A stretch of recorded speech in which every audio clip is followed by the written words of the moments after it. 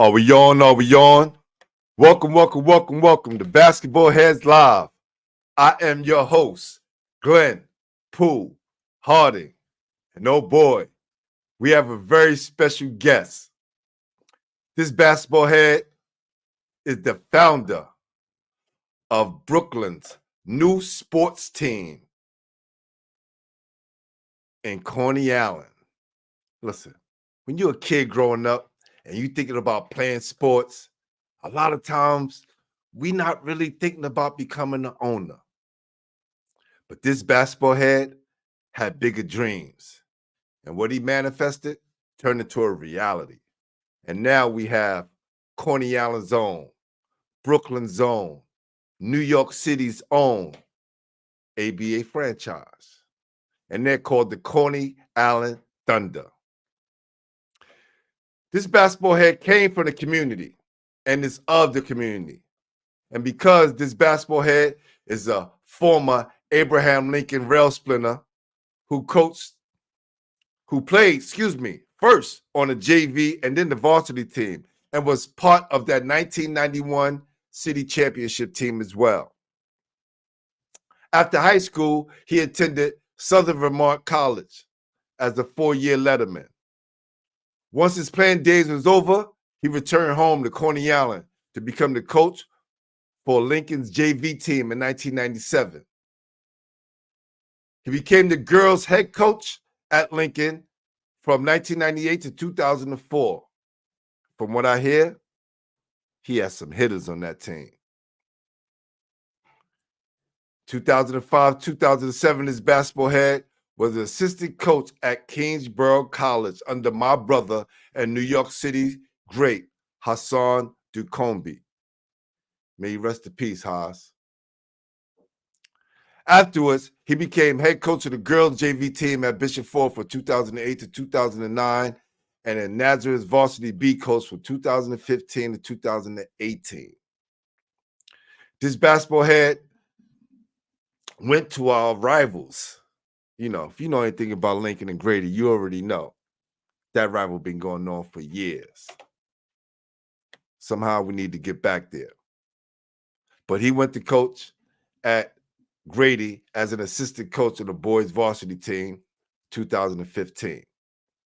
Now, I'm running down his accolades because y'all going to see there's a pattern, right? He's been coaching and been in the game for a long time. And not only as a coach, he was a player. So now, with him becoming the owner of the Coney Island Thunder, you already know he's already well prepared and has his plans all together. So, when he returned to his hometown, he wanted to make sure he came back in style. And the Coney Island Thunder was born. So, without further ado, help me welcome to the show, Abraham Lincoln and Southern Vermont College Standout. And now, founder and owner of the Coney Island Thunder, my brother, Ruben, Stacey, McLaughlin. Y'all ready?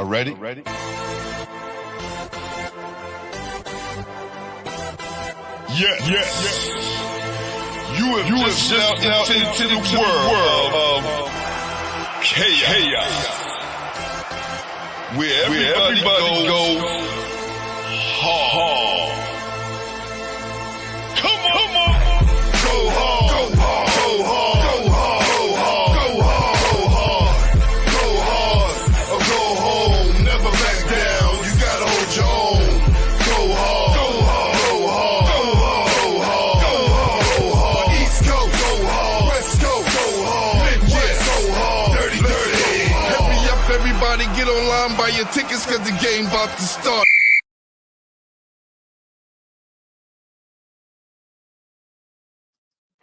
Yes, sir. Yes, sir.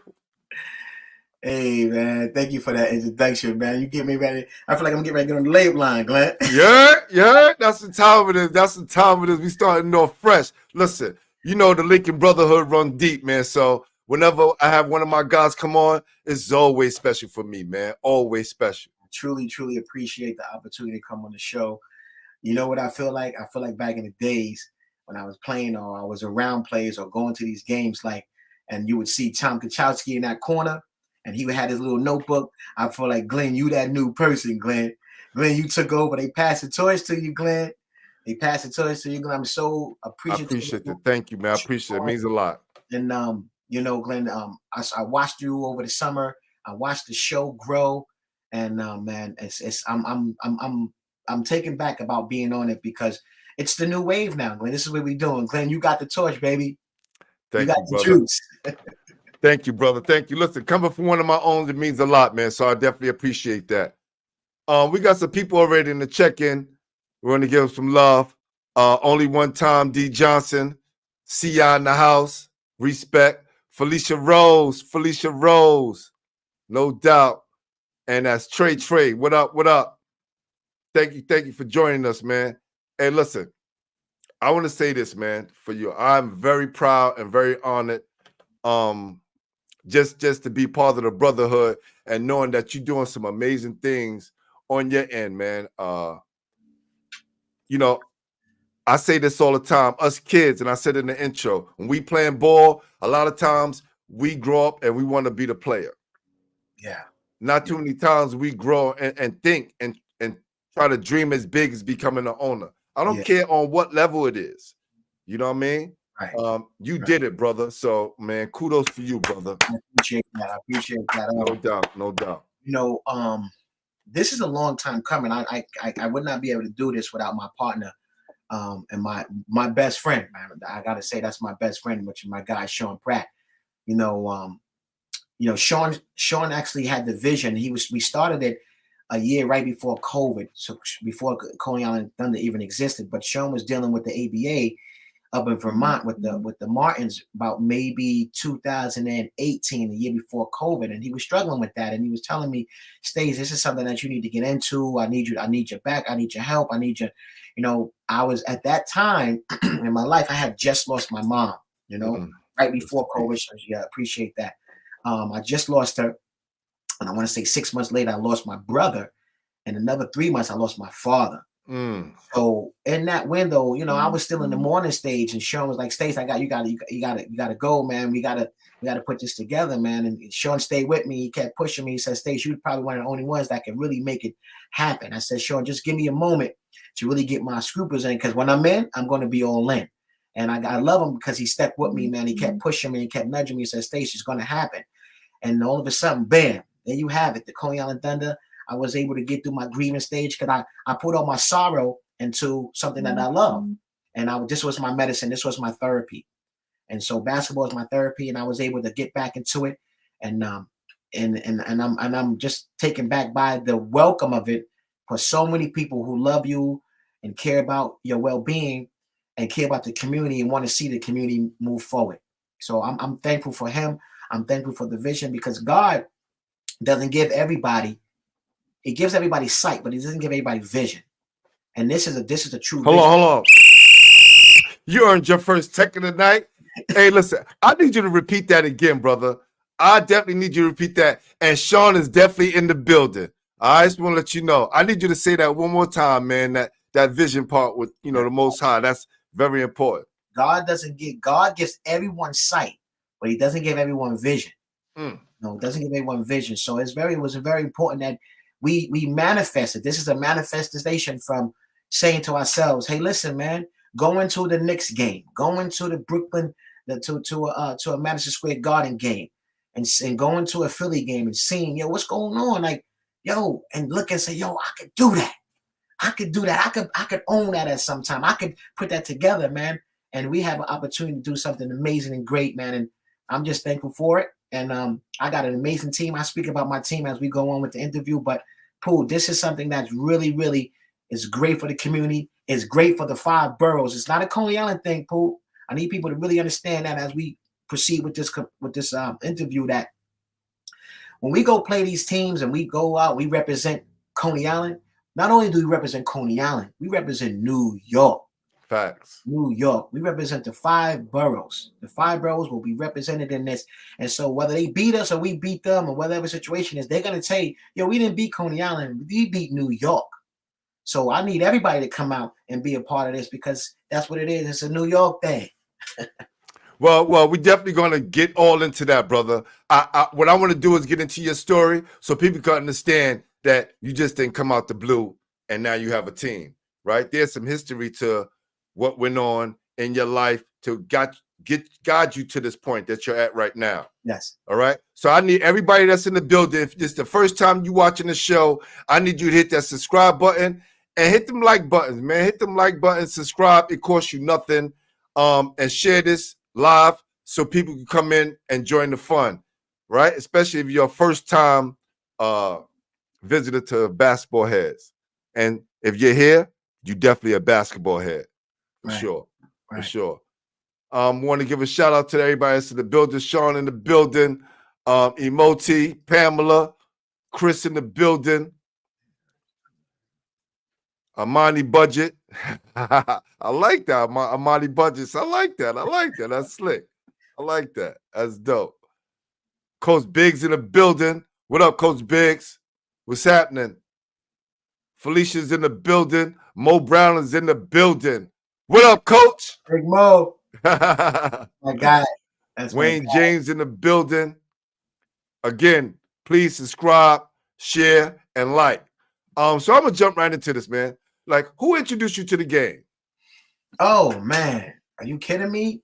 We talking about the great Sweet Lou. Sweet Lou. When I say Sweet Lou, I mean with the jump shot. That's Sweet Lou. Sweet Lou. Listen, I played with his older brother West, so trust me. Right. So Sweet Lou, what we did with the really what I say, he introduced me to it, and someone took me to another level with it because we were one of those kids back in those times. We were out there selling sodas on the beach, working out. And Lou, I would see Lou go on the beach, and then Lou would go on the basketball court. I was like, Lou, where you going? And Lou was like, yo, Stacey, come pass me the ball. I would go pass right. Lou, you know what I'm saying, kick the ball to him. And I just seen him how he had a tenacity to it. And then I began to kind of pick the game up a little bit. And then the great one, Mr. Lou came out the building. That's Robert Williams Sr. came out the building and said, hey, boy, y'all better get to this game. And so he was able to introduce me to the game along with my brother Vincent Williams, who also is a Lincoln alum. Hold on. Time out. So I'm mistaken. I'm thinking you talking about Sweet Lou that played at Grady. Is that the same one? Same one. That's why he's the one. He was the one you was passing the ball to. Yes. And then Booby Dad. For the both of us. There you go. Now you got it. Yes. Rest in peace. So he came down. He was like, you guys got to put this together. And, you know, he motivated us. And then I watched the Marburys. Anybody knows when you're in Coney Island, you watch the great ones play. We watch Spoonie play. We watch Donnie play, Steph play, and Jew play. We watch all them plays, you know. And they inspired a whole community. I don't care what anyone says. They inspired a basketball community. They sparked that. They definitely sparked that. We had some great ones too that came out of Coney Island. That was a little bit before those. Big Will Downing, Big Will Downing at Lafayette. Facts. You know what I'm saying? So he was one of the people. People don't even know who Big Will Downing is out there. And then the great Jocko, you know what I mean? Jock McMahon. So all these guys were out there. Disco David Reed, all these guys was out there. And this was in the community. The coaches was raised in a village, and basketball was our way out. And they all got together and they put these kids, all this talent we were just there. It was a ton of talent.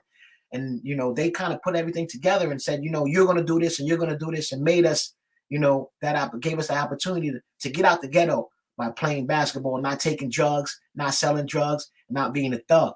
So I'm always appreciative of the great Lou, Robert Williams Sr. and Robert Williams Jr. at Abraham Lincoln High School. He's doing his thing over there. You're always going to have my support and my love. And his wife, Sophie, I love her to death. No doubt. No, I love her to death.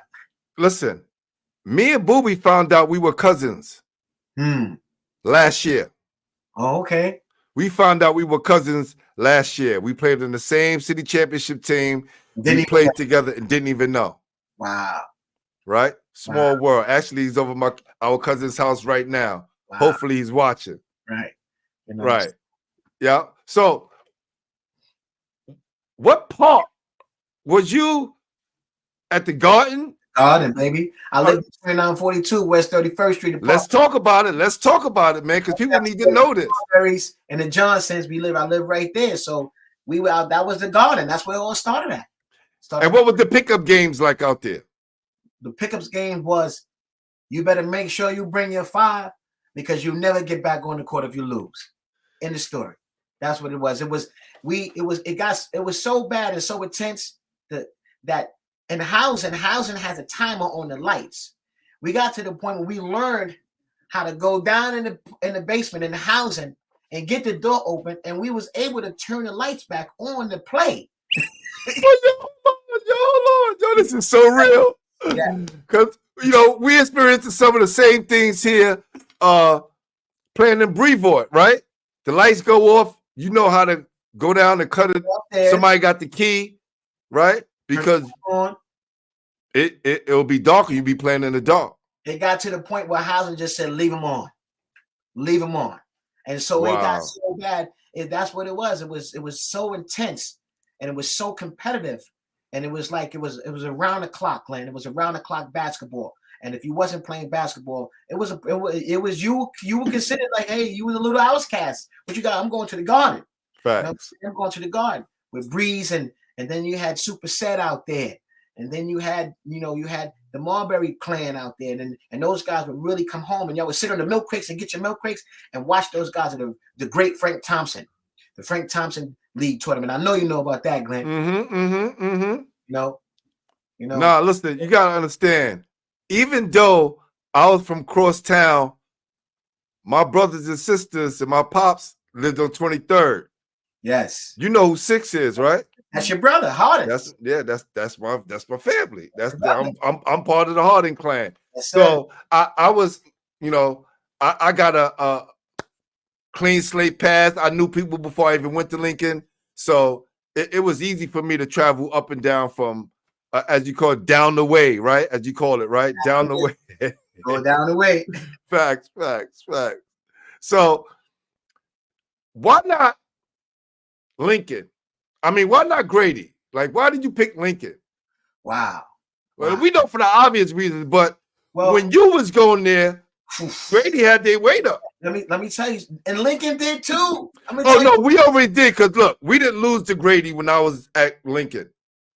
And then once that wave passed, Grady shot up. Let me tell you how bad it was. Let me tell you, it was so bad. It was so bad. When I say bad, I'm talking about the competition levels was so thick. That when going to Lincoln, we never ran away from competition. What happens with the competition was, hey, listen, if you were in Coney Island, you went to 2 schools. That's it. And it was either Lincoln or Grady, and everybody was family. Mo Brown family, Sweet Lou family. We all lived in the same building. We all hung out, all went to free lunch together. So everybody was family. If you didn't have the opportunity to go play at Lincoln, you had the opportunity to go play at Grady. That's why the competition was so fierce. And it was so fierce. It was the number 1, a lot of people don't know, it was the number 1 rated high school competitive game in the country for almost 4 years, Glenn. That's how rough and hard it was. So to go to Lincoln, it was like, I'm going to play against the best of the best. If we had a saying, and the saying was at the Garden, if you could do it in your backyard, you could do it anywhere. That came from Mr. Lou. He said, hey, Holmes, you play here and you get your game right here, you can go play anywhere in the country.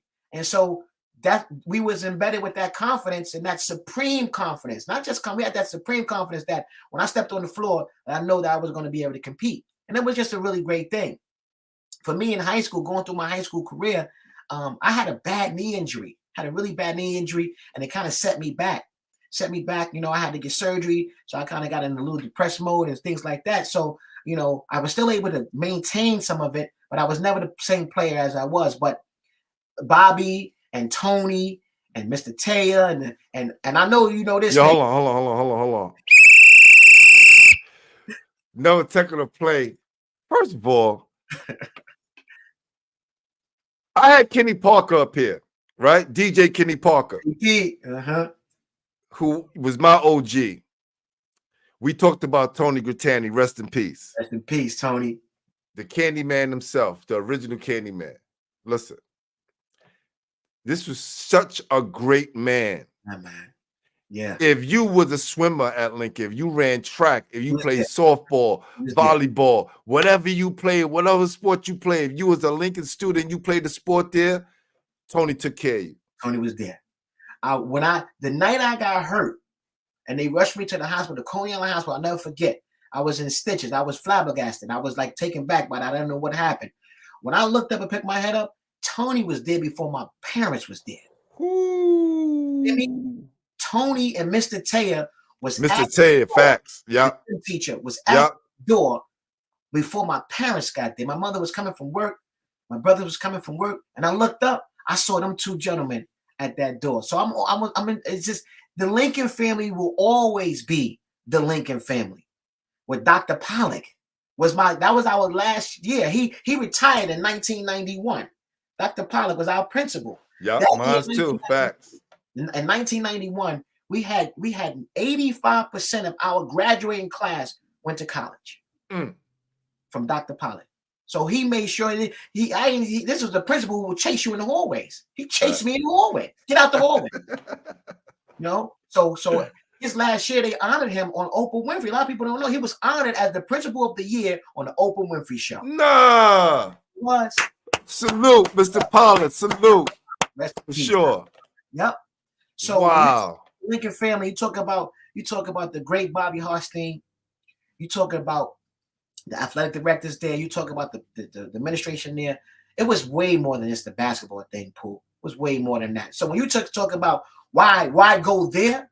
Because it was family. It felt good to go from the projects, take one bus, and get off and be with your family.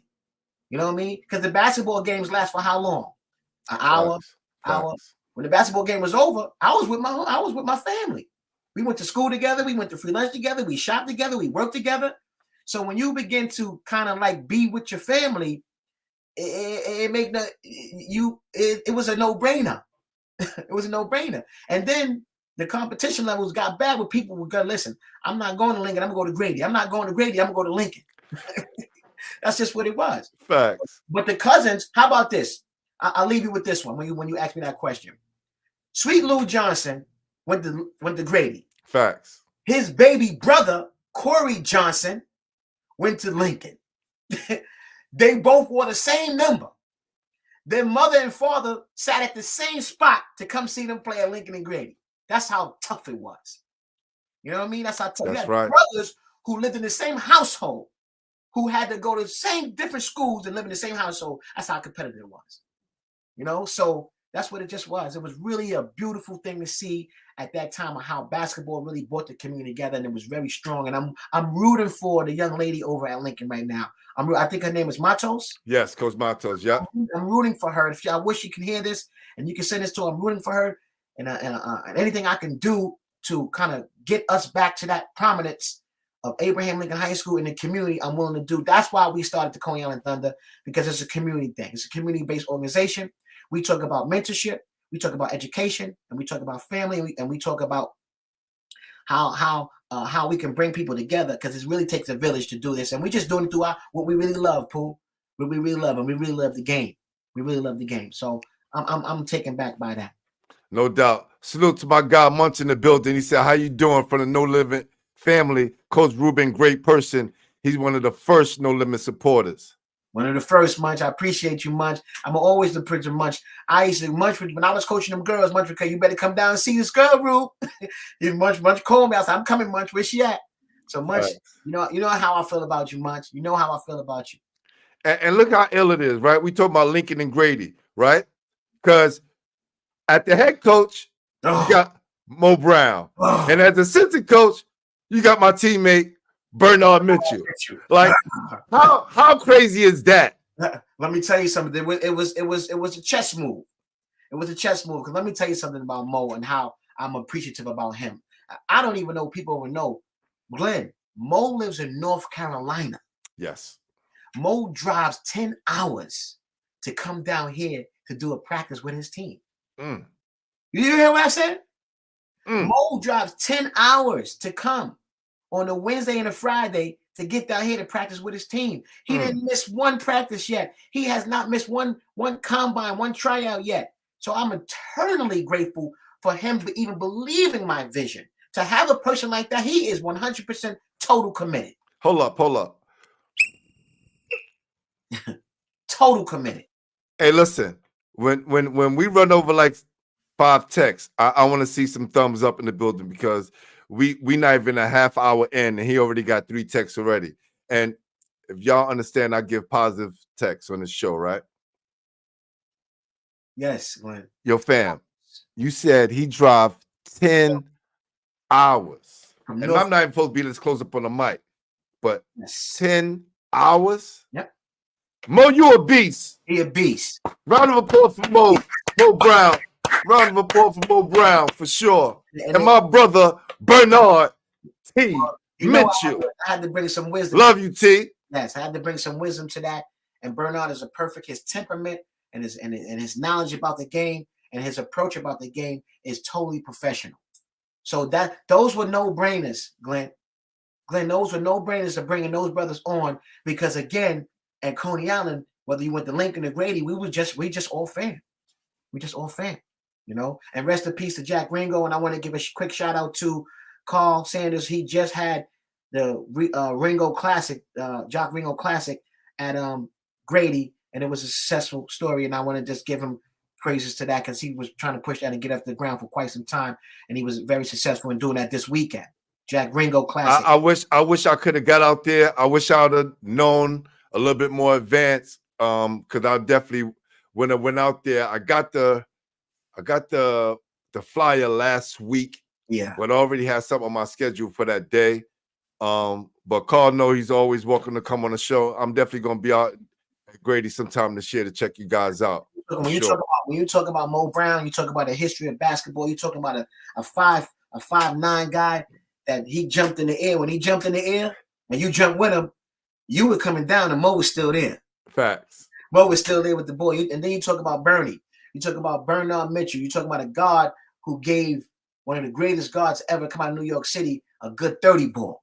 You know what I'm saying? Excuse me. He gave a couple of them. Yeah. So okay. Gerald Green was number 1 in the state that year. Bernard killed him. Then we played Kenny Anderson and then killed him. But I don't think Kenny wasn't holding Bernard. Not too many people wanted to hold Bernard, right? It's a dope. And T was doing this in zones. Dudes was playing zones and trying to do too much on T. Right. T wasn't having that. Right. So when you talk about those guys are great for this program. They're absolutely great for this program. And I can't think. I'm always going to toot Mo because I say about the vision aspect of it, and that Mo didn't let me finish my sentence, Glenn. When I was introducing Mo and talking to him about coming to coach, Mo said, "I'm in." I didn't even finish the sentence. Mo said, "What? You sit? I'm in." Click. Hung up the phone on me. Mo was down here the next weekend. So I'm eternally grateful for that. You know, I'm eternally grateful for that.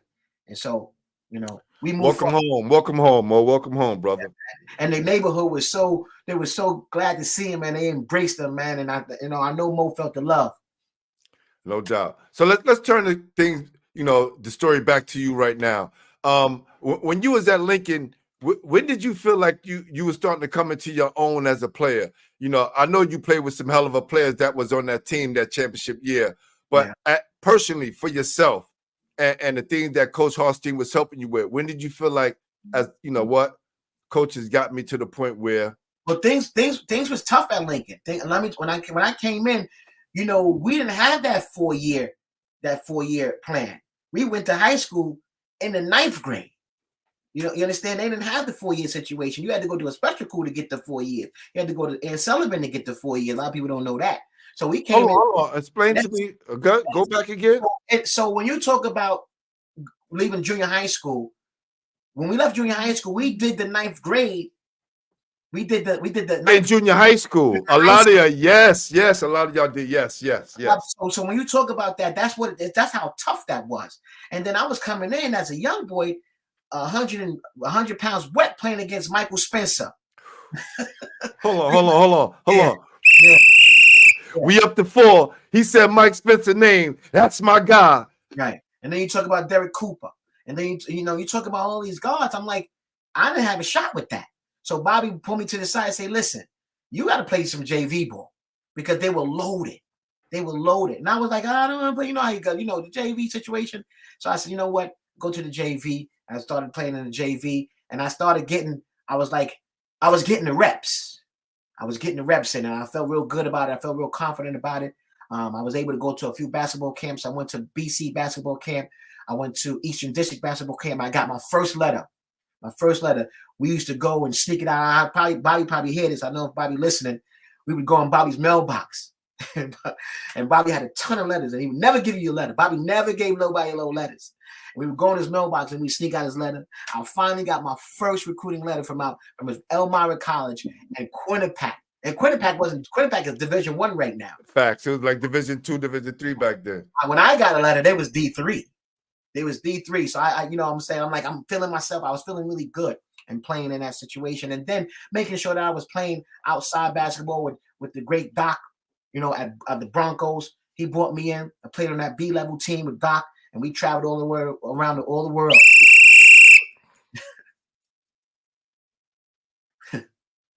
Yeah, man. Listen, bro. Let me tell you. People don't realize this, right? I always go through this when I hear Doc's name. The people don't understand. The only people that I think played with Riverside or Gauchos or just the Gauchos, and that's with Juju and Silk. and Steph. I'm gonna tell you. When I had Ross Strickland on the show, this would kind of open my eyes.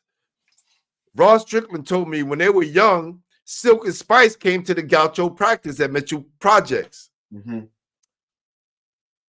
And they was wondering why they didn't come back. Because our coach said, you got to play. You got to play with Doc. Okay, with Doc. So they never came back. And so when, you know, you having your OGs play for this AAU program, I didn't think about Riverside or Gauchos, even though they was pulling on me too.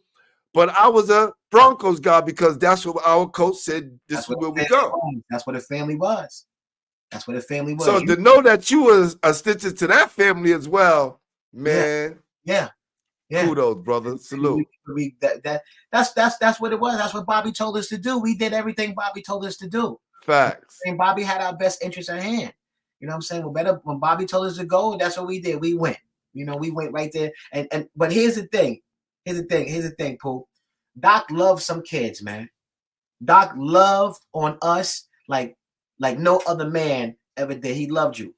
And if he was loyal to you, he was loyal to you.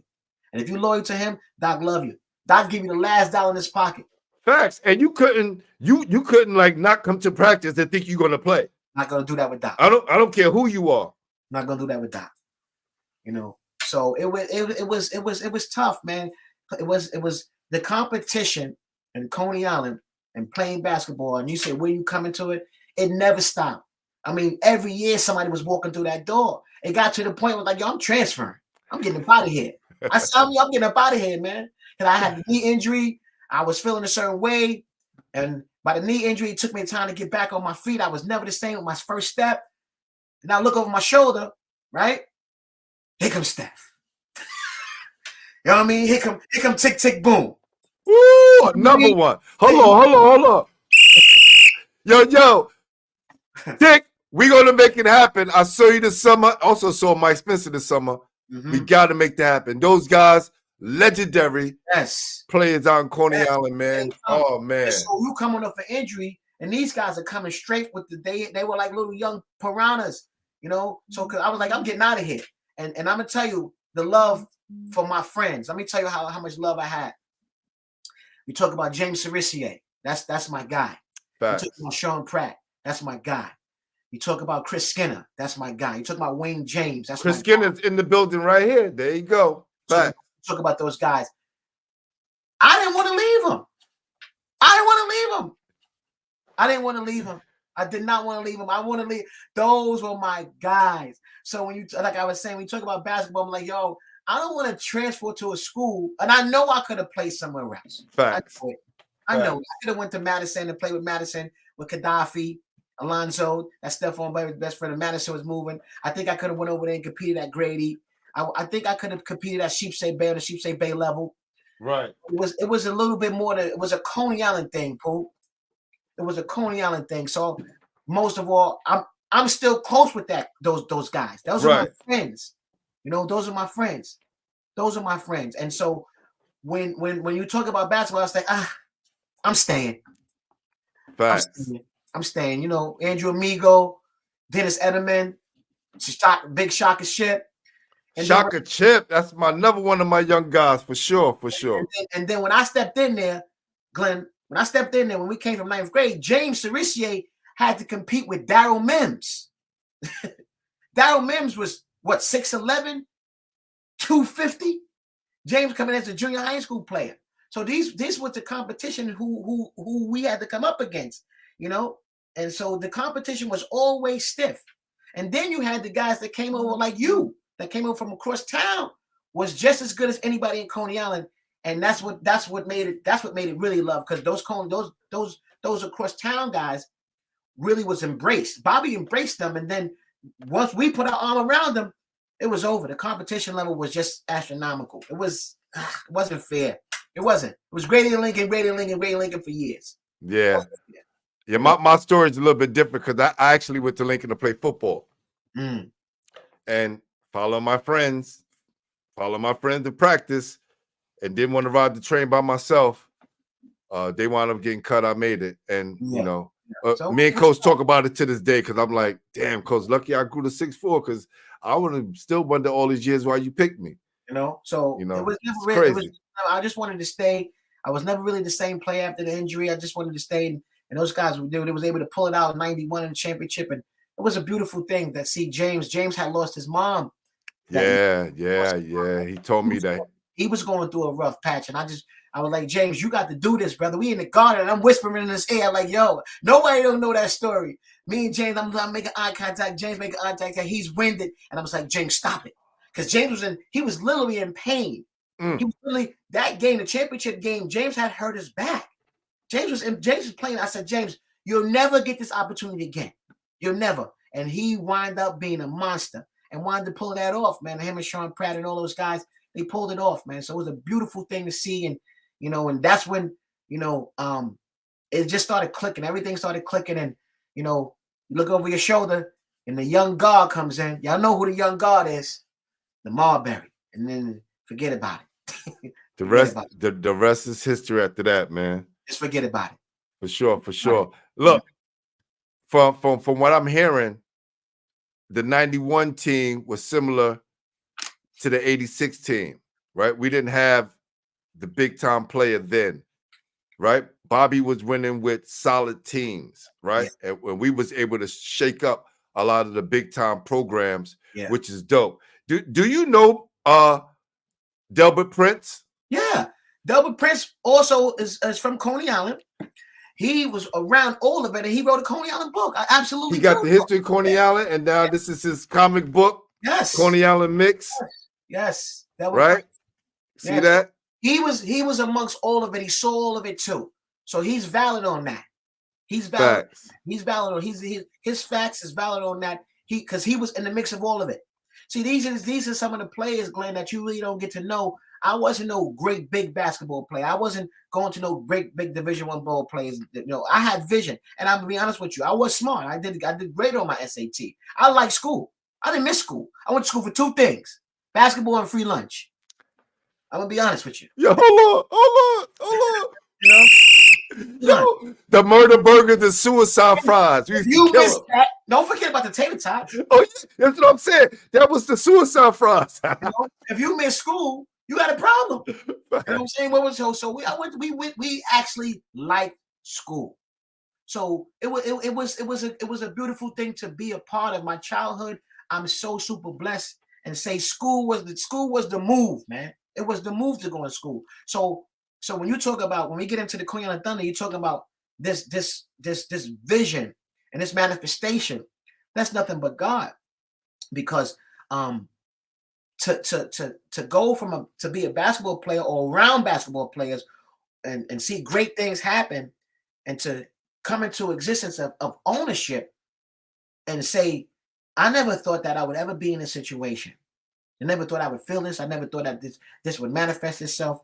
And I like to raise my hand and say to this, I'm part of Coney Island history. I am officially part of it, Glenn. And I'm super, super humbled by it. I'm super humbled by it. I'm part of the history. I'm really part of it. Well, listen, brother, you was always part of the history because you come from the brotherhood, right?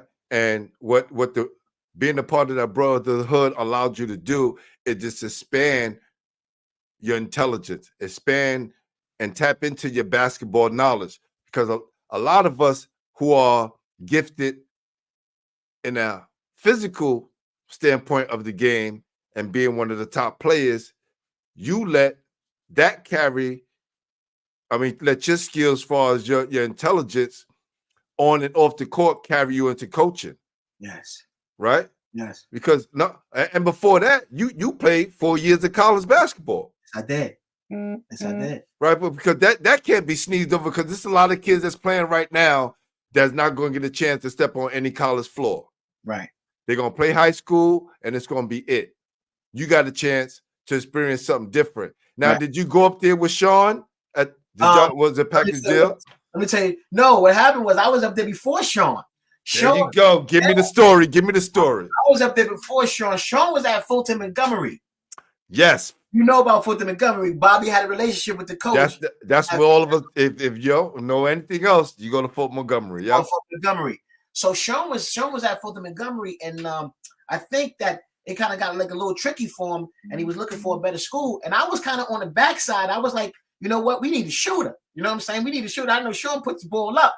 So I had told my coach, I said, yo, I got a guy that's looking to do some transferring. He said, yo, bring him in. I'll get Pratt. Pratt was there, and Pratt ran away with it. So Pratt came up, maybe I want to say 2 years after me. I was already in there. Wow. So Pratt came 2 years after me. Wow. Yeah. So when he came, how did you school him and take him through the ropes? Because now you the big guy on campus. Pratt came 10 years. What I'm gonna tell you about. I was like, Pat, listen, they need a shooter here. Come here and do your thing. And when Pratt came up with a little fanfare because he was Pratt. You see his body. He had a football body, but playing basketball. And so he's pro sure you need to play football. Sure, Pratt calves is about this big, but he would shoot that ball. And so the coach fell in love with him. Brian Fusco fell in love with him, put him in the lineup, and he ran away with it. At that stage, I was on my way graduating. So I graduated. I was on the way working on my master's, and Pratt took over the team. It was a done deal. You know what I mean? Yeah. I said, Pratt, I schooled him. I showed him, get his work study money, put him get a job in the cafeteria. And he was meeting the people, and he got a little acclimated. Shawn loved Vermont so much, she's still there, Glenn. He never came home. Salute to my guy Shawn on that one. He never came home. Shawn's still in Vermont. That's real. He's still there. So he made it. He loved it, and the community embraced him. And the one thing I want to say that the community really embraces up there. That you got to remember, we up. That's up the north. It's cold up there. We was up there. We were playing our schedule. We were playing Maine. We were up in Buffalo. We were up in Syracuse. We were up in New Hampshire. Right. Massachusetts. We were up in the mountains. You know what I mean? So that was unheard of for some brothers from Brooklyn to come and play some basketball in Vermont. You going to school in Vermont? Yeah, man, I'm going uptown. So they embraced us. The community embraced us. It was. I'm not gonna say it was easy, but it was hard. It was hard. So, but it's a beautiful story to tell. I'm happy to tell it, and it was just it wound up being success. And where we at right now with it is the Lincoln Brotherhood. Look what we're doing. Look what we're doing. Look what we're doing. We're doing great things. Shawn still has another ABA team in Vermont. The Bennington Martins. That he's running, and he's it's the same thing. So we're gonna get into all that. We're gonna get into all that. I just want to finish getting into your background and let people know, man, your coaching resume is phenomenal. Thank you. Right? Thank you. Let's just talk about your first coaching job when you got out of college. First coaching job was at Lincoln, and it was the JV. I coached with Mr. Glenn. You know Mr. Glenn, the candy man at Lincoln. He had the job. Job. I didn't know that. Yes. Wow. Yes. It was Mr. Glenn. Remember he used to do the typing class? Yep. That's what I remember him from. The Yes. typing class, and he also did we had to sell candy to raise money to Mr. Glenn, and Mr. Glenn was the head coach of the JV, and so he was on his way out. He was Also, y'all, this y'all understand. When I was there was no JV until I think my junior year. okay. There was no JV, so I made Lincoln. I was as a freshman. It's Right. crazy. So, no JV. Yeah, he was coaching that, and he was on the backside, and he brought me in. I came in. I was with Tiny. Tiny always embraced me. I'm always gonna be humble. Salute to Tiny Morton. Yes, all the time. Tiny embraced me. Said, "Stacey, you need to get over here and help me out. Come over here and help me out." So I was doing back and forth. I was with Tiny. I was learning from him because Tiny at the same time was learning from Bobby. You know what I'm saying? So Tiny was learning, getting his feet wet. And so I was in the mix of that, also learning and watching. And then the doors had opened up and said, you know what? This girls team. So I went from a JV. I went from varsity with Tiny, assistant, from JV, varsity, and then I took the head coaching job at the girls. I just took that up to a whole nother level. They never even had a girls basketball team over there at Lincoln. Never even had a basketball team. No, I didn't remember any girls playing when I was there. No, so they didn't even have that. So I was able to bring that to the head and bring that to the start of that, and that we took that to a whole nother level also. But those were the first three. Started at the JV level. Was back and forth with Tiny, getting some tutelage between Bobby and Tiny, and then that job is opened up, and I was like, you know what, this is an opportunity to Tiny. Like, don't leave. I was like, Tiny, I got to. Tiny's a Capricorn, so he's bullheaded, he's strong. You know what I'm saying? He ain't gonna let you. I like Tiny. He was like, Stacey, you need to stay because what's gonna happen is if I step away, you get an opportunity to do it. I said, Tiny, I can't wait that long. You ain't going nowhere. Right. He ain't going nowhere no time soon. So he embraced me with that. He showed a lot of love and a lot of mentorship, and I'm entirely grateful for that too. Because again, it's just a Lincoln thing. Facts. That's what it was, and it was an in-house thing. And so I was able to do very, very well on the high school level at Abraham Lincoln High School. And I was able to move on from there. I'll let you ask the questions. And no, I just for some reason, Coach Harstein just came into my mind right now, and I know whenever I talk to Coach, his biggest accomplishment are us now being professionals. Yeah, you rarely hear him talking about basketball. If we're talking basketball, I got to bring it up. Right. He's talking about how happy he is for us being professional, staying out of trouble, and inspiring the next generation, man. So when I'm hearing your story, man, it just our coach is in the back of our mind right now, saying like how proud he is of us right now. You know what I'm saying? When I spoke to him about the Coney Island Thunder, he was so excited. He was like, "You gotta get Silk. What are you doing?" That's Silk biggest cheerleader. When it comes to coaches, you gotta get Carlton. And then Spice hit me. Spice said, "Yo, what you doing, bro?" Spice hit me. So they came into 1-2 combination. Right. And Spice is Silk little brother, so he always gonna come and stick up for his big brother, which he should. Right. Let me backtrack and tell you a name, which is my god brother. Because when now that you mentioned Bobby, how Bobby was so proud of us, who was my god brother, and we lost him in a tragic life. We lost his tragic life. Was very special young player at Lincoln, Darryl Flickers. Yes. Very, very. Rest in peace, Darryl. Yes. You know what I'm saying? I can't do this without mentioning Darryl, because Darryl was an absolute problem. Yes, he was. He was being recruited by the great John Chaney at Temple. Yep. You know what I mean? And John Chaney, he at that time, he was recruiting defensive players, and Darryl was a problem. You know what I'm saying? So I just want to mention that, and how the camaraderie, they were like, "Stay, you got to stay. Don't think about that train. You got to stay right here." And that's really was that I really wanted to stay home and be with my friends, and I'm thankful that I made that decision, that I didn't put basketball first over my friendship, because those guys, I am still friends with them as today. And so that's tremendous. That's a tremendous thing. So I make sure I want to mention, Darryl Flickers, because Darryl Flickers was one of our great ones. D Flick, rest in peace. D Flick. For sure. So no, that's real. So, you wasn't just at the public school level. You coach No. in the Catholic school league too. So I went from Lincoln, Abraham Lincoln High School. I touched down a little bit and at Jefferson. I went to Jeff and coached there for a half of a year. Things didn't work out there with some of the administration there, and went to Bishop Lachlan. No, I'm sorry, Bishop Ford, when Bishop Ford was open. Yes, Bishop Ford. Yes. Went to Bishop Ford and coached at Bishop Ford, and had the great her first name was the point guard from St. John's. I brought her in from Staten Island, a little point guard Asia. She is now coaching with St. John's. That was my young lady. Her first name starts with an A at St. John's. She's coaching now. That's part of the administration at St. John's. Right. So I brought her in, and she wound up winning a championship her freshman year at Bishop Ford. Yeah, they won the chip.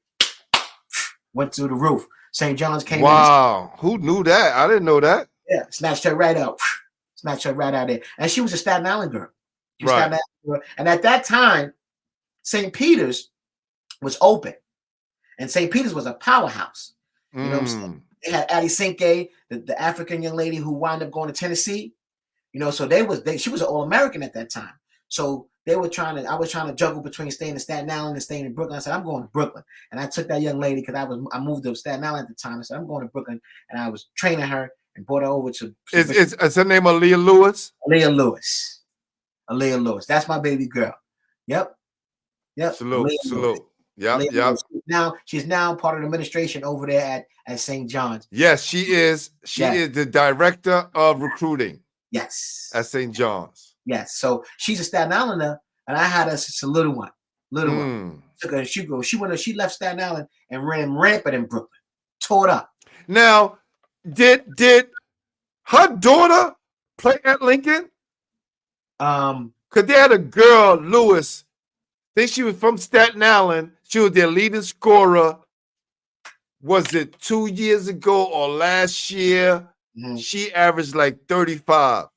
This girl, oh man. I'm not sure about this time. I've been at the game from but so that's the connection I just made, but maybe not. Maybe not. Yes. So look, you coach in the PSL Catholic School League. Yes. Which league would you consider better and why? Wow. That's a tough one. If any at all. You put me on the spot with that. That's a tough one. Okay, so you're in the professional ranks. They're not gonna come after you. If I say it, they probably won't let me in their doors. So I'll ask you. I'm gonna tell you.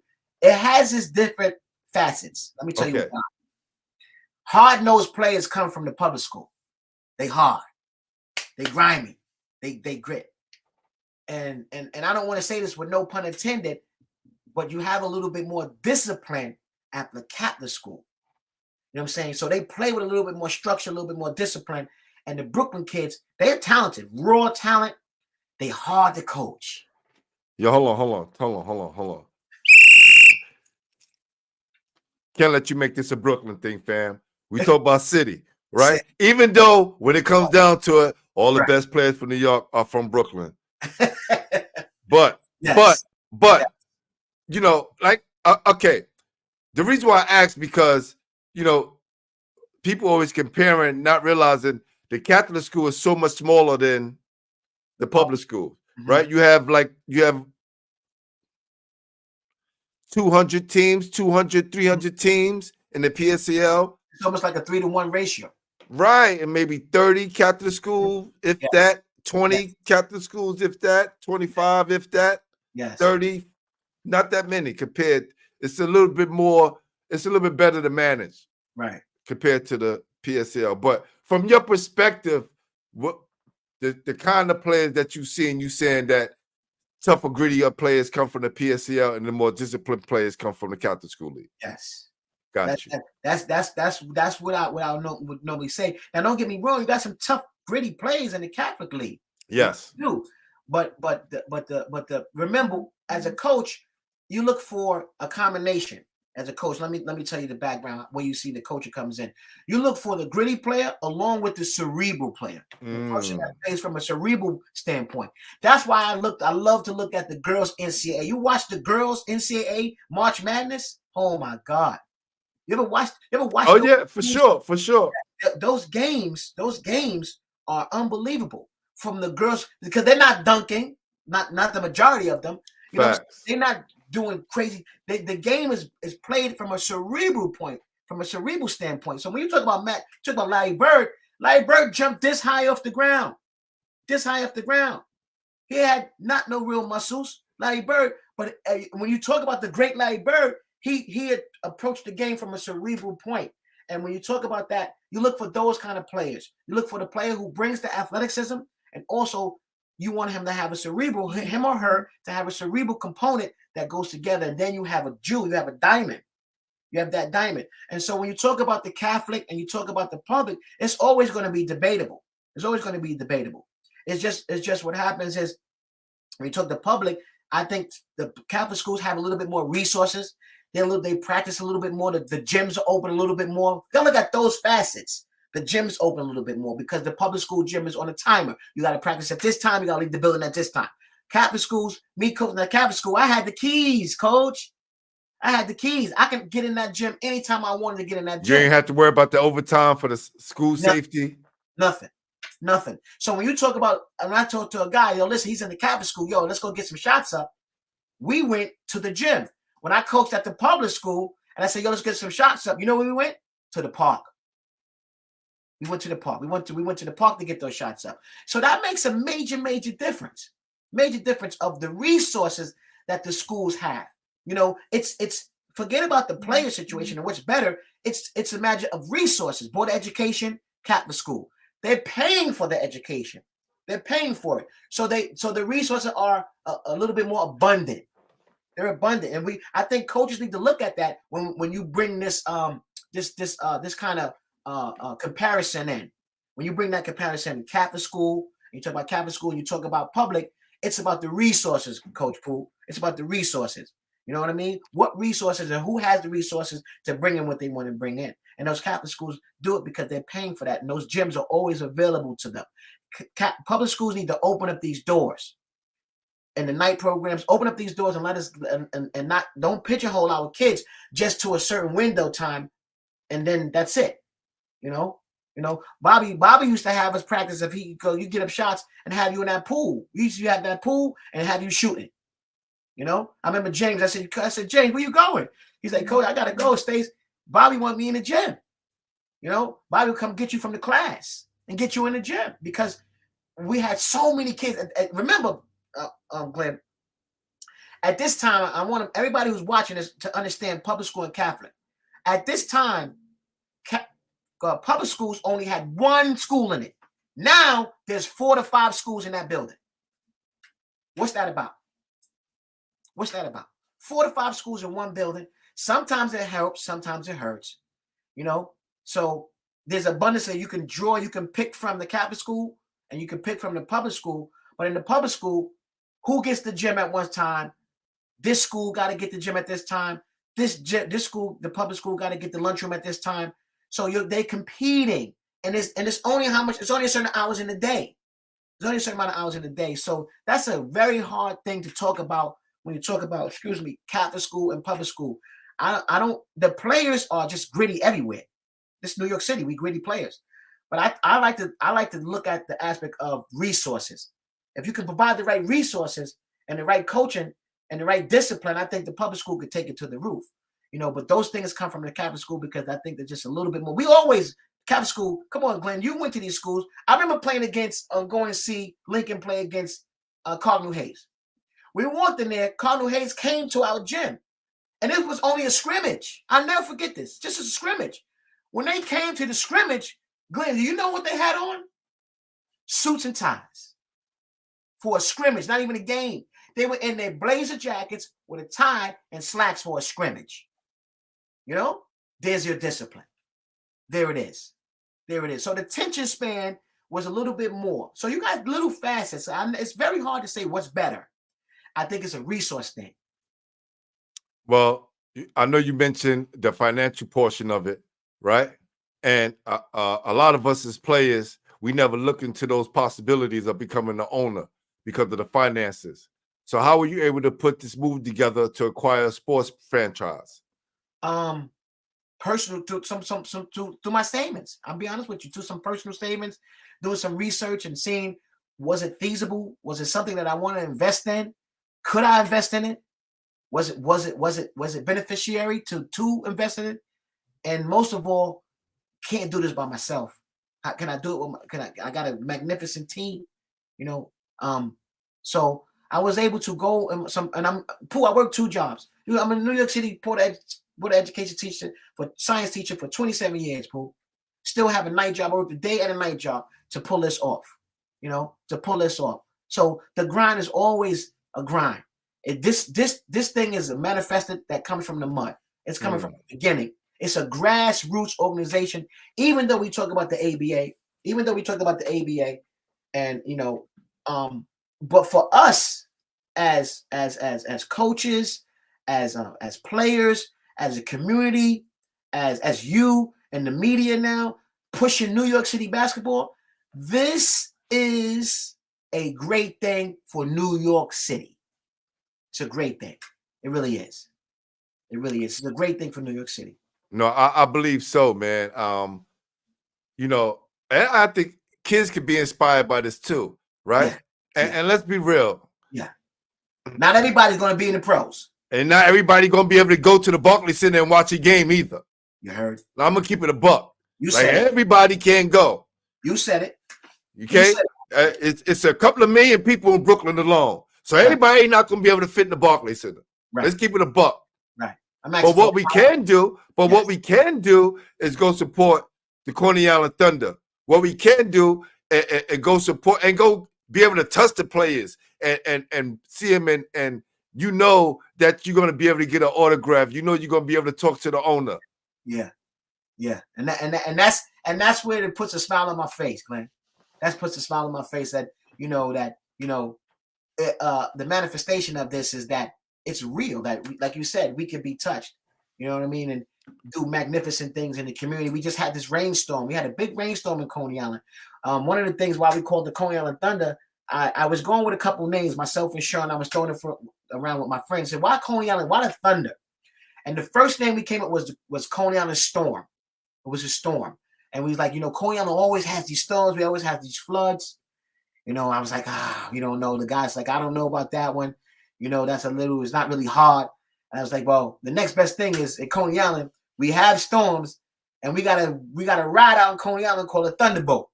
The Coney Island Thunderbolt. So why not the Coney Island Thunder? And it worked. It really worked. So I put that together with my guys and we brainstormed that and came up with that Coney Island Thunder name. And it's a beautiful logo. It represents basketball. It talks about our struggle. Just this weekend, a couple of weeks ago, we had this big rainstorm. A couple of guys that I've got for the team, they came to the church, man. They was helping out the church, get water out the church, Clint. Wow. You understand? That's what I'm most proud of. That I got a basketball team, right? That we could call on and say, yo, listen, man, we got to go out and get this food, these book bags. We got to get some sneakers out to these guys. We got to go out and we got to give them some jackets. The winter time is coming out. We got to do the community work behind this. Fact. You know what I'm saying? Let's do the community work. Let me give a shout out to Erica, man. That's Miss Whitehead. I want to give a shout out to her because she definitely was involved in this scenario too. We was in negotiation and we talked about that. And she's definitely a part of the Coney Island Thunder family forever and ever. And that's not a doubt in my mind that she's going to be a part of this and she's going to help us move forward in this because it is a community thing. She does an amazing job. Amazing job. Yep. Yeah, salute, Miss Erica, for salute. It's an amazing job. Like what she does and how she does it, the community needs to come out and needs to support this because this is bigger than Stacey. It's bigger than me. I'm blessed and honored that through Shawn Pratt, through the man up above, that it was bestowed upon me because Shawn said to me, he whispered in my ear, he said, Stace, you're the only one that can really pull this off. He said that. He said, Stace, we got people that can do it, but you can pull it off. I said, let's do it, my brother. Let's go. Let's do it. So when it came out of pocket expenses, it's out of the mud, man. It's out of the mud. I didn't want to say that, but that's what it is, man. That's truth be told. No doubt. That's what it is. Truth be told, it's out of the mud, Glenn. It's a grassroots thing, and I think you could understand that and relate to that because when you talk about the basketball heads, I watch you grow out of the mud. I watch you struggle. I watch you not get people on your show who you grew up with, and family members and friends and coaches and players who really didn't give you all attention. And I watch your persistence and your tenacity. And that's what I have. We have one thing that Bobby installed in us. We have the supreme, my parents, can't take away my parents. We have the supreme confidence coming from Lincoln High School. That's supreme confidence. We will not lose. End of story. We're not going to lose, Coach. You're not going to lose what you're doing. And I'm so happy that I have this outlet because these players now, these players on the Coney Island Thunder, they come see you. You come to interview these players. Let's get these guys across seas. Let's get them the big money right here. Right here. Well, I got to connect with that too. So we can. I know you do. That's why I can mentioned. talk. We can definitely talk. We can definitely talk. But this is the conduit to that. Oh, for sure. For sure. It right this is it. Stay home. Stay home and let your people see you and build up your name, build up your skill, build up your craft. And then we take that across seas, because the way to get to the NBA now is a different pool. You know how it is now. You get to the NBA millions of ways now. Stephon has laid the foundation for that. Stephon has laid the whole foundation to go over. By the way, did you know that Stephon launched his sneaker yesterday called Xavier 3? Stephon is doing amazing things. Hey, let's give a round of applause, and we're going to blow a tech on that one for my little bro, Stephon Starberry Marbury. You got a brand new sneaker. I got a brand new sneaker out. I was touching down with it. I saw it. He sent me some information. I saw it on his gram. It's called the Xavier 3s. That's Stephon's middle name, Xavier. It's called the Xavier 3s. Kind of look like the Air Force Ones again. A little colorful sneaker, but it's look good. Stephon is doing amazing things, and I'm saying we have what we need to have. And I might be going out on a limb, but here's that supreme confidence because Glenn, check this out, right? This is what my mom used to tell me. She said that a dream is a dream until you stop dreaming and manifest it that it can't come true, right? Hold on, brother. You dropping some jewels. Say that again, please. That a dream is a dream, but it only stops until you begin to manifest the dream. And when you begin to manifest it, it comes into existence. It all starts in your mind. And I say that to say this to you, Glenn, about the manifestation of this. Dreaming and having an understanding and teaching kids and getting adults to believe that dreams do come true. We live in some very hard times. We're about to see some hard times right now. Children have stopped dreaming, and so has their parent. They stopped dreaming. And the dreams sometimes only start with basketball. They stop with basketball. They don't stop being a doctor or a lawyer or even ownership. Even ownership. Because when you own something, it becomes it's yours, and you get to you say what's going to happen. You move it. Just think about how Facebook started, and how the iPad started, and how the iPhone started. It had to start from a dream. You can't stop nobody from dreaming, but I think we have to revisit and how to dream and what we should be dreaming for. And after you begin to dream, you should know how to manifest. And you manifest by getting on your knees. That's what I did, Glenn. And it manifested itself into this. And we're not where we want to be. But I guarantee you one thing. I guarantee I will get there. I will get there. And I won't forget where I came from. And I won't forget what needs to be put in the community. And I need the community to embrace this and understand that once we do it right, the big companies like Nike, Adidas, and we organize this, they're going to knock on our door. But we have to be professional and we have to be right. So they're not going to knock on the door if it's messy. Can't be messy. It can't be show favoritism. It got to come from your heart. It's got to be pure. And that's why your show is so important, because it gives a guy like me and coaches and players a platform to really say that piece and tell that story, man. I'm so, like I said, I think about Tom Kachowski and how Tom Kachowski was able to take it to this level. And Glenn, Tom Kachowski wasn't doing internet stuff. Tom Kachowski was an old school pen and paper.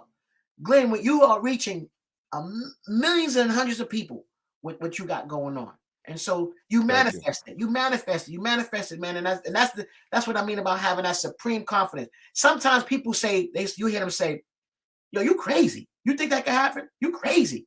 You got to be a little bit crazy when you have to be." Facts. You got to be a little bit crazy. You got to think outside the box and say, yo, I'm getting ready to get on the floor with the Barclays. I'm going to play against the Nets. Coney Island Thunder is going to play against the Brooklyn Nets. If I don't say that, what am I doing this for? Right? But people don't even understand. First of all, I didn't mean to cut you off, but I'm, as you see, I'm back. I'm here typing. I'm looking up stuff. Yes. When we talk about the history of the ABA, right? Because this didn't just start 2 years ago, 5 years ago. Right. This go back. Yes. This go back all the way to early 70s, beginning of the 60s, right? That's where the three-point line started. That's where the dunk contest started. That's where it all started. The ABA started in the ABA. And for the young players that don't know what the ABA is and the ABA Association, that's what it was. You know, Facts. So he, Dr. J would be in the top. I want to say he would be in the top 3 scorings if his stats. They did not take his stats from the ABA and combine them with the NBA. They didn't do that. They didn't let him do that. So Dr. J started all over again. There's 4 teams in the ABA right now and the NBA that still uses the name. Let me give you those 4. Hold on, before you start, and I'm gonna give you the window to take it from here. 1967, the league started. Yes. The Nets started in the ABA. My man, Sweet Finger Roll, with the San Antonio Spurs, started in the ABA. The Pacers started in the NBA, and Denver started in the ABA. They still using those names in the NBA right now. So we are deep in trenches in the ABA. It's a great league. There's about 100 plus teams all over the country in the ABA. And it's black ownership. That's what I was surprised of, Pooh. It's black ownership. It's a lot of black ownership. When I went to negotiate contracts and sit down and speak to the ABA president, there was a host of minorities that own these teams. I was taken back by that. I was flabbergasted. That is a host of black ownership in California and Philly. And they're all over the place. They're all over the place. Texas, Alabama. As a matter of fact, our championship game will be played in Alabama. Wow. Our championship. Let me share this little fact with you. Myself and Shawn, we were speaking to the ABA president, the owner, and we was talking to him, and we said, how can we get the ABA championship to be played in New York City? You know what he said, Glenn? He said, find a venue, and I'll make it happen. That's what he told me. He said, find a venue that would host the championship of the ABA in New York City. Glenn, I'm on it. I'm on it. Could you imagine that now? Having the ABA championship in New York City. So you got to be a little crazy. You got to think a little bit out the box. Like I said, I got to compete. You know what I'm saying? If you don't think like that, you'll never win. You'll never win. If you listen to people and people say, yo, he crazy. It's impossible until it's done. Facts. Right? Facts. That's impossible until you say, he really did that? So that's where we're at with it, man. And they go, he went to Lincoln. Word, that's done. That's done. That's done. That's done. So if kids want a summer job, or if college kids want to intern, how were they able to do so? He or she, how are they able to do so? That's a great question. I'm glad you segue into that question. One of our mantras is education, because I'm an educator. That's why it was important to get Kingsborough, because we want to use the Kingsborough students as interns, volunteers, giving them summer jobs, letting them see how the operation runs, inspiring them to go get their own teams. And we're on a college campus. We play on Kingsborough Community College campus. Let me give a shout out to the athletic director, Bobby Allison.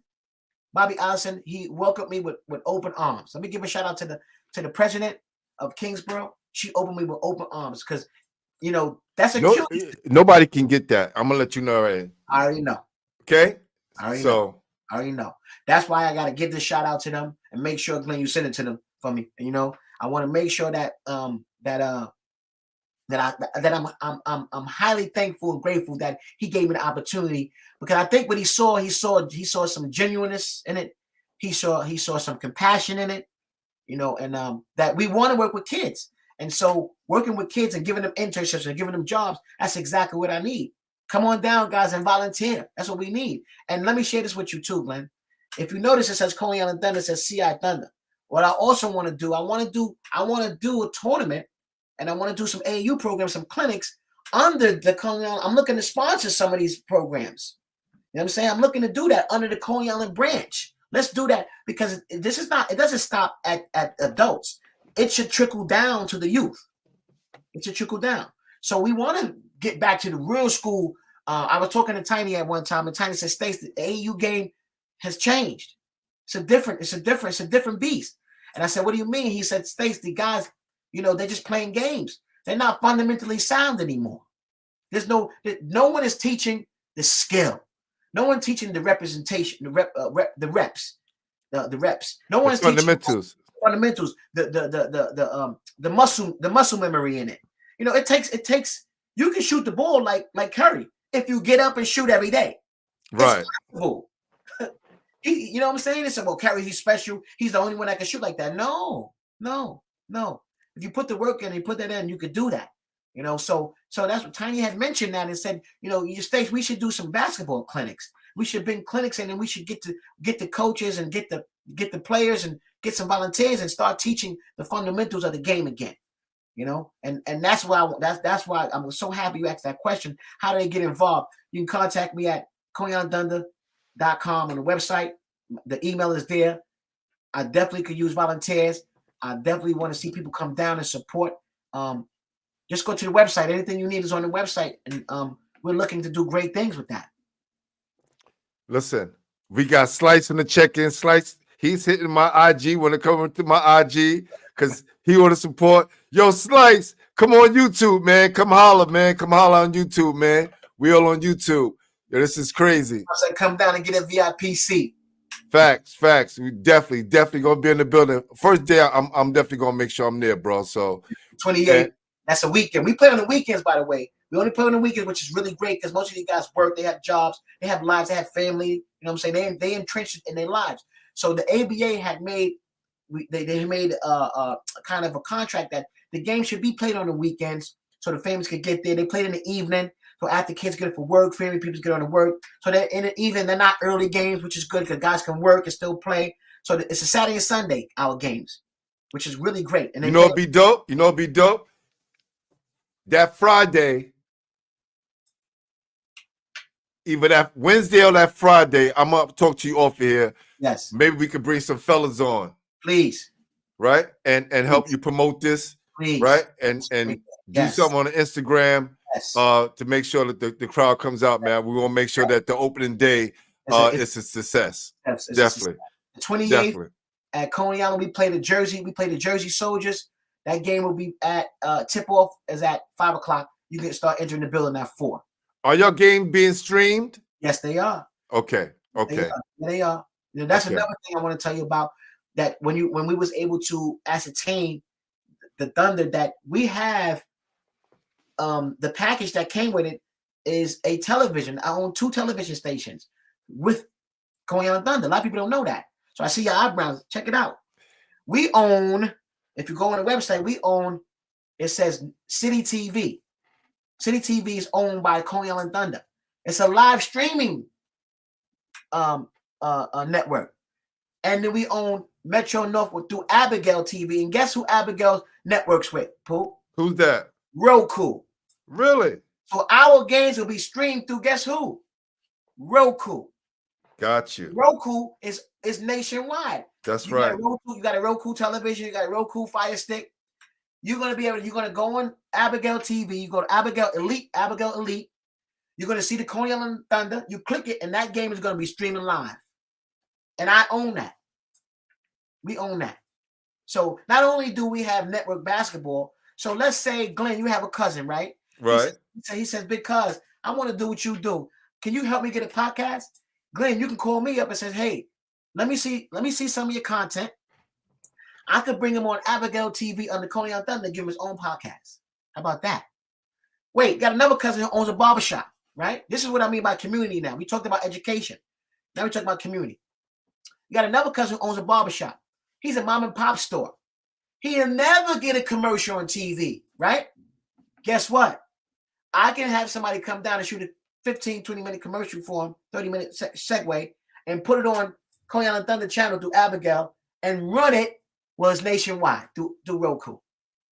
This is a tremendous opportunity for growth through the media and through basketball. We have the package.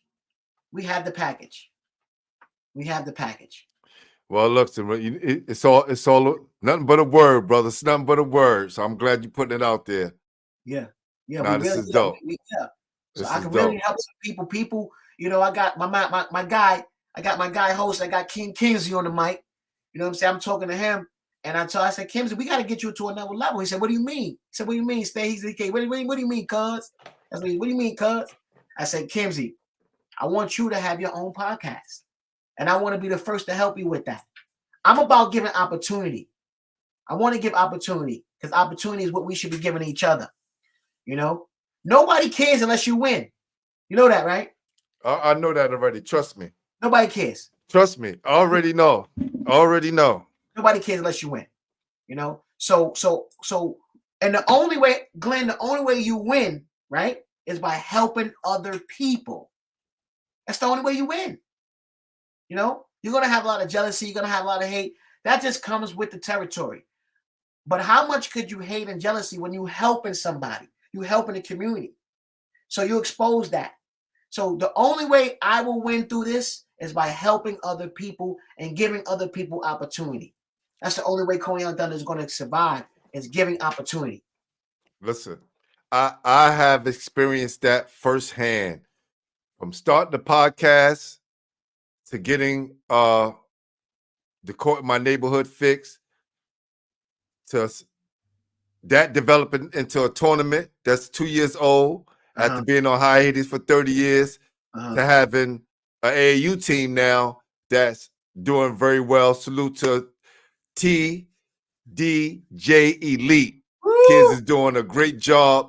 And it all spawned from, basketball heads, and then it trickled on, and having great people with support in places to take on those leadership roles and do what they need to do for the next generation. And you're doing what you're doing. You're not only inspiring the youth, you're inspiring grown people. Thank you. To change their mindsets, to dream a little further and to push a little bit harder. And the people gonna call you crazy. It's okay. That's it, bro. That's I'm only crazy until it happens. Facts. You know what I mean? Facts. I'm only crazy until it happens. Let me say something.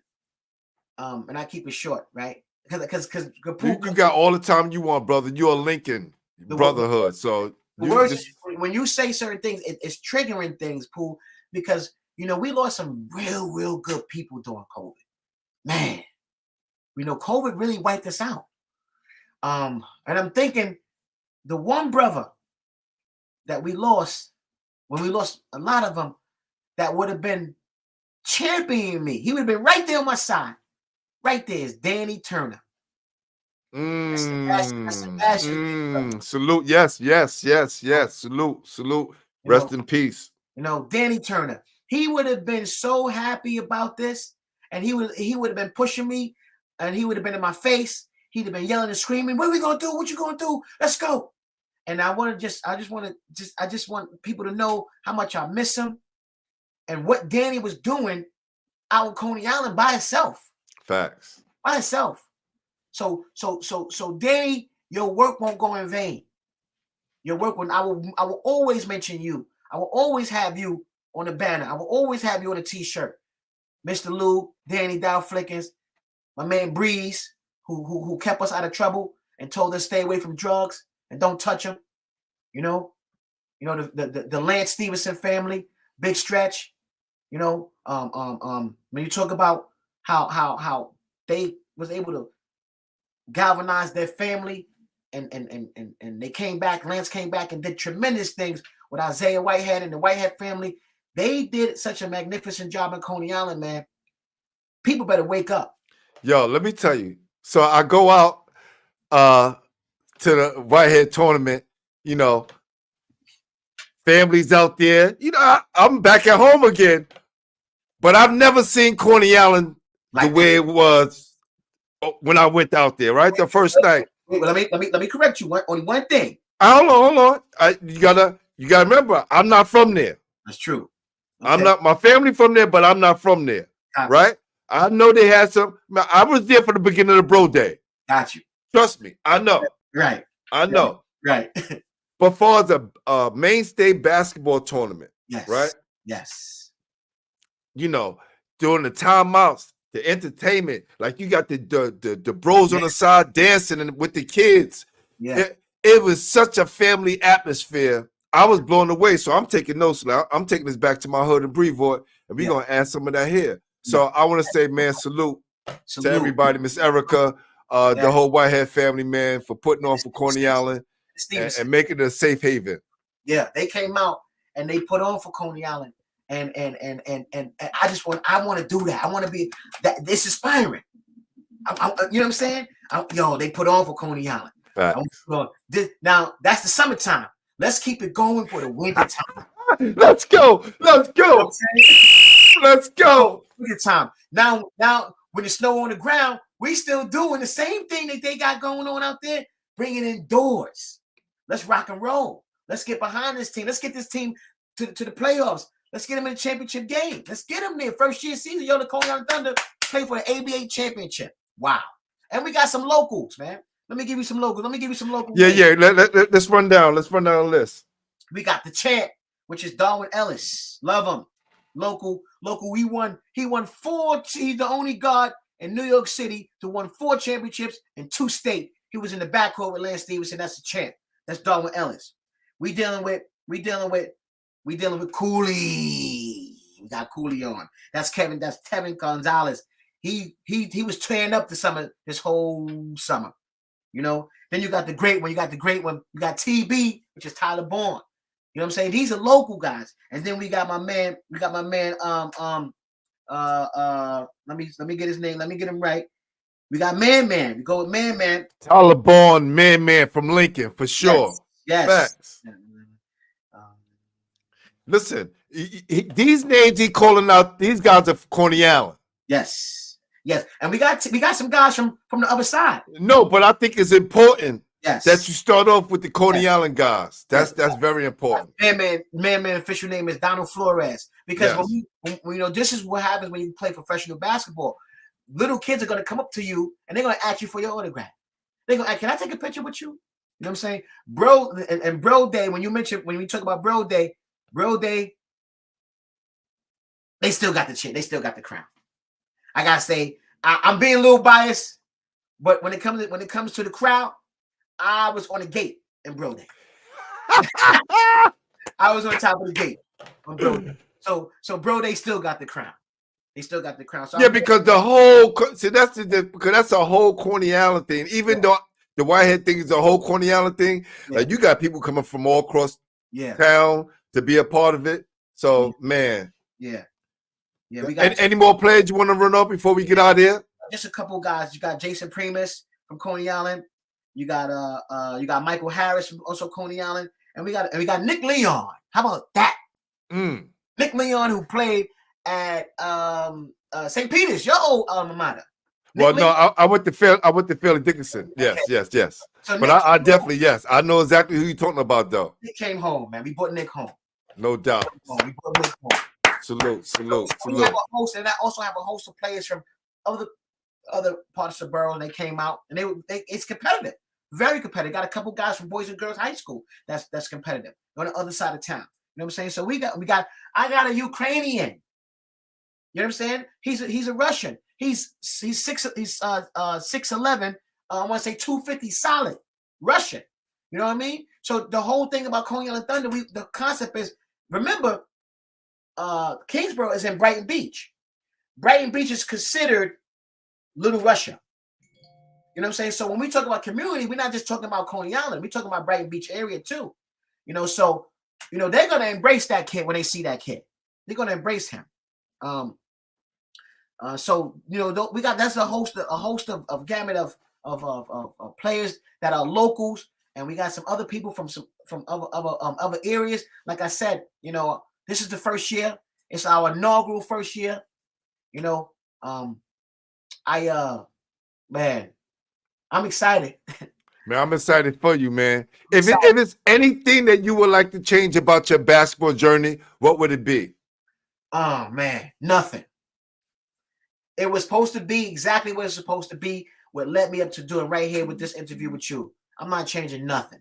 I'm not changing it. The injury, losing, not able to actually participate in certain games and go to certain camps, and thinking about transfer, and my friends telling me to stay. Nothing, Glenn. Because as you get older, you get wiser and understand that is your destiny. That was my destiny. It played out exactly how we have to play out.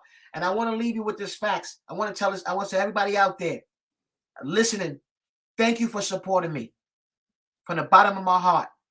Thank you for supporting me. And I want to tell you this. Make sure that you continue to dream. Make sure that you continue to dream. And just know that get out the way and let God drive. Get out the way. Go in the passenger seat and let that man upstairs drive. Because once I did that, I took myself out the equation, Pooh. God said, I got it. I got it. Let him drive. That's for everybody out there that's listening. That's for if you're going through anything tough in your life. The Thunder, man. That's what we about. We're about the Thunder, about helping people, man, getting through. The Thunder brings light. That's why we say Coney Island Thunder. When the thunder hits the darkness, what do you see in the sky? What do you see? You see light. We will bring light because I'm a spiritual man. I'm a God-fearing man. So the thunder brings light. So anybody who's going through anything in their life out there, losing a family member, I know what it is. Losing their job, going through a rough patch with housing, with food, anything you got going through, man. I want to be able to help. But I can only help if the community help this project get off the ground. The community's got to help. And if you're going through something, step to the side, get in the passenger seat, and give the keys to God. Give the keys to him. Give him the keys, and I guarantee you he's going to answer your prayers. Thank you, Glenn, for this opportunity. Can I just do one thing, Glenn? Nah, you gotta take your time, brother. Take your time. Do this one thing. I couldn't do this by myself. I have a magnificent team. I gotta mention my team who's helping me pull this off. First name is my general manager. That's Mr. Merrill Davis. Pam Clipper, who's my executive administrator. Felicia Rose, who's my marketing director. Tracy Hernandez, who's my accountant. Jasmine Bailey, who's my operating facilitator. Mr. Joe Packer. I love you, boy. Joe Packer is the community advocate, and he's my community liaison. He makes the connections with people in the community, make sure that they know about Coney Island Thunder. So I love you, Joe, for that. I'm going to always love you for that. English Tillery, which is my nephew. He's the director of player development. My dog, who he don't know.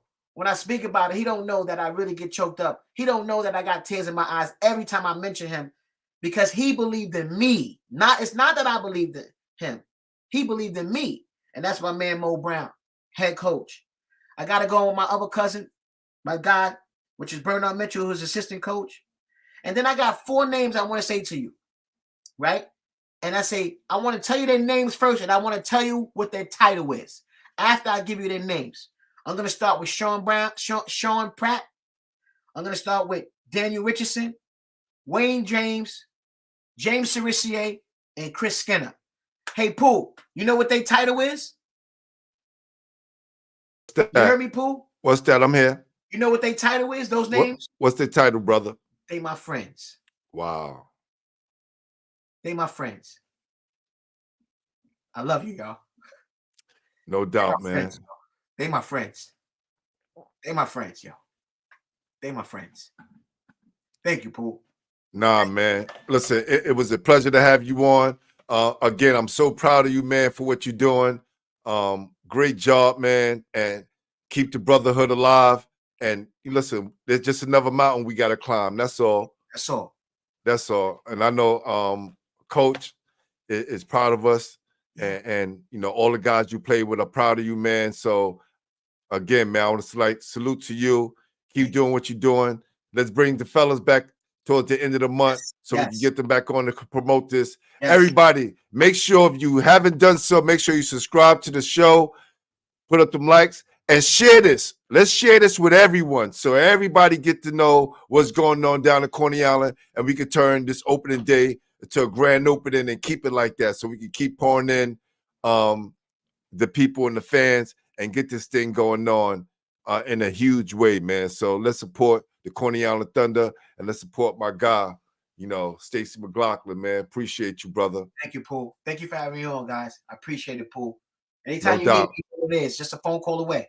Well, we locked in already, brother. We definitely locked in. Thank you for everybody in the check-in. I'm gonna go with this line. It's a lot of people and a lot of comments and a lot of love. So salute one and only D Johnson, Felicia Rose, Trey, Shawn, Emote Gaiman, Pamela, Chris, that's T, Mo Ernie? Brown. Yeah, for sure is in the building. Miss Erica, Mo Brown, Chris Skinner, Dave, Brazil. Thank you. Appreciate you. Thank you for the love. Yes, Dave. My God, DJ Ayatollah, AB Money on the check-in. Man, Wayne James on the check-in. Appreciate you. My God. Munch on the check-in. Appreciate you. Yes, Joseph Packer on the check-in. Coco Davis on the check-in. Thank you for the love. Yeah. Lamisha Nunn. Thank you. Yes. Coach Biggs, thank you. Robert Alexander, thank you. Delbert Prince, appreciate you. Yes, Delbert. Robert Alexander again, God's lyrical vessel. Oh, that's dope. I like that name. That's hot right there. Yeah. All Black, salute. Salute All Black. My man Tick Tick. I see Tick Tick is in the building. I see you, Tick. Tick Tick is in the building. For sure. That's Big Gaddafi. I see Gaddafi Alonzo. Yes, definitely in the building, man. So many people, man. So many people. I can't even go now. I'm still strolling. Yeah. So many names, man. Listen, we appreciate everybody. Appreciate you, boy. Thanks for the definitely. Check. Thanks for the check. Man. Listen, we about to get out of here. Yo, you can just check out my last remarks, and then you know I'm gonna holler at you. I'm gonna call you when we get off. All right. Copy, brother. Thank you, bro. No doubt. Man. How many people you know own a sports franchise? Let's just think about that for a minute.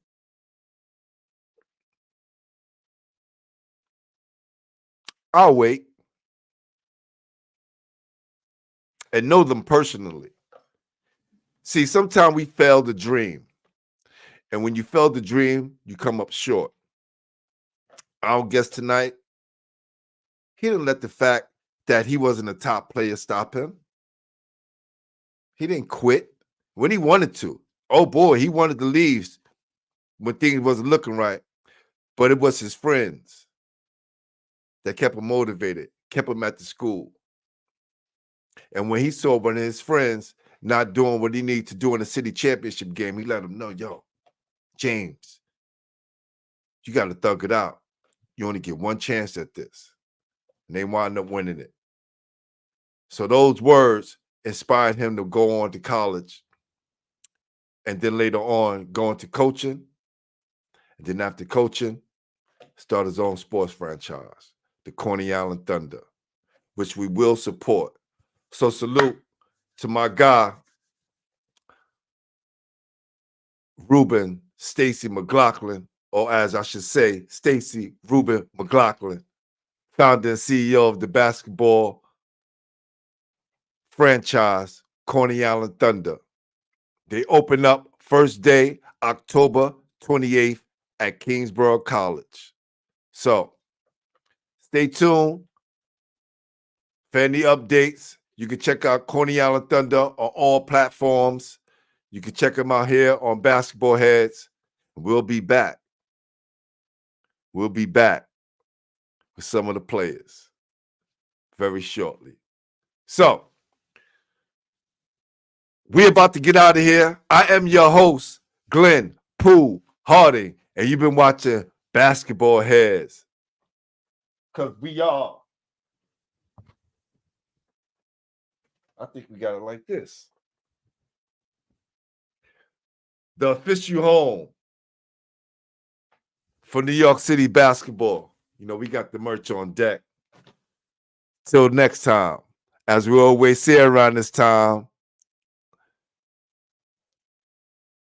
peace.